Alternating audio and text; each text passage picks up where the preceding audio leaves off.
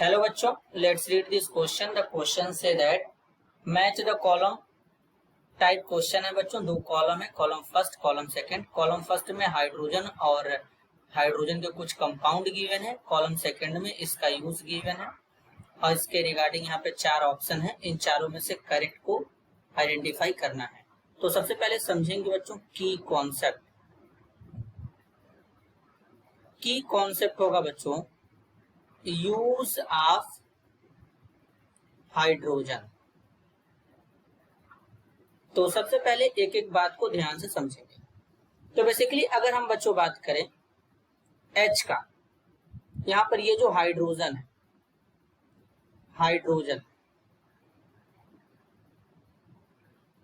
जो हाइड्रोजन होता है बच्चों, इसका यूज करते हैं कटिंग और वेल्डिंग में। Hydrogen can be used in cutting and welding. अब ये मॉलिक्यूलर हाइड्रोजन नहीं होता है बच्चों, H2 नहीं होता है, ये एटॉमिक हाइड्रोजन होता है। इस तरीके से इसका यूज करते हैं। अब बेसिकली अगर हम H2 की बात करें बच्चों, H2 की, तो H2 जो होता है हाइड्रोफॉर्माइलेशन ऑफ ओलिफिन में यूज किया जाता है। कुछ इस तरीके से रिएक्शन होता है, H2 होता है CO और साथ में यहाँ पर RCH डबल बॉन्ड CH2, एक एल्कीन होता है। तो जब इनका रिएक्शन कराते हैं तो सबसे पहले एल्डिहाइड बनता है, RCH2 CH2 CHO। देन बच्चों ये एल्डिहाइड हाइड्रोजन के साथ फिर से अगेन रिएक्ट करता है। यहां पर RCH2 CH2 CHO और यहां पर बना लेता है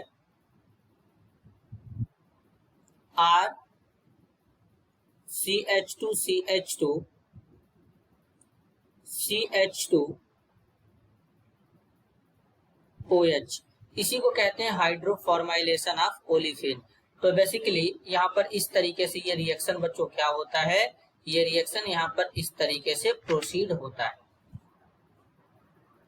अब यहाँ पर ध्यान देंगे बच्चों कुछ इस तरीके से। नेक्स्ट है वाटर। अगर हम वाटर लें और इसका रिएक्शन सोडियम हाइड्राइड के साथ कराएं, तो सोडियम हाइड्राइड है बच्चों और यहाँ पर वाटर है H2O। तो यहाँ पर सोडियम हाइड्रोक्साइड बनता है और साथ में हाइड्रोजन गैस रिलीज होता है। क्या होता है बच्चों, सोडियम हाइड्रोक्साइड तो बनेगा ही बनेगा, साथ में हाइड्रोजन गैस भी रिलीज होता है। अब अगर हम यहाँ पे देखें तो किस तरीके से रिएक्शन होगा, जरा ध्यान से समझेंगे। तो अब इसमें सोडियम जो होता है वो +1 में होता है, हाइड्रोजन -1 में होता है। जबकि बच्चों वाटर में हाइड्रोजन किस ऑक्सीडेशन स्टेट में होता है, प्लस में, ऑक्सीजन -2 में होता है। सोडियम +1 है, ऑक्सीजन -2 है, हाइड्रोजन +1 है बच्चों। इस तरीके से होता है और हाइड्रोजन यहाँ पे कोई चार्ज नहीं है तो ये 0 में रहेगा। तो अगर हम देखें तो क्या होगा, यहाँ पर हाइड्रोजन -1 में है और -1 से जब बच्चों +1 में जा रहा है तो कहीं ना कहीं देखने पर पता चल रहा है कि ऑक्सीडेशन नंबर बढ़ रहा है। ऑक्सीडेशन नंबर बढ़ रहा है तो इसका मतलब हम बोलेंगे कि यहाँ पर हाइड्रोजन क्या हो रहा है, ऑक्सीडाइज हो रहा है। क्या हो रहा है, ऑक्सीडाइज हो रहा है, ऑक्सीडाइज्ड हो रहा है। अब यहाँ पर तो हाइड्रोजन ऑक्सीडाइज्ड हो रहा है, लेकिन यहाँ पर +1 में है और +1 से यहाँ पर देखेंगे तो 0 में जा रहा है और +1 से 0 में जाने का मतलब ऑक्सीडेशन नंबर डिक्रीज कर रहा है। तो मतलब यहाँ पर ये कैसा काम कर रहा है, रिड्यूस्ड हो रहा है। तो बेसिकली जो H2O होता है सोडियम हाइड्राइड के थ्रू रिड्यूस्ड हो जाता है, किसमें, डाई हाइड्रोजन में बच्चों, यहाँ पर इस तरीके से। अब इसके बाद अगर हम बात करें बच्चों H2O2 के बारे में, जिसे हाइड्रोजन परऑक्साइड कहते हैं।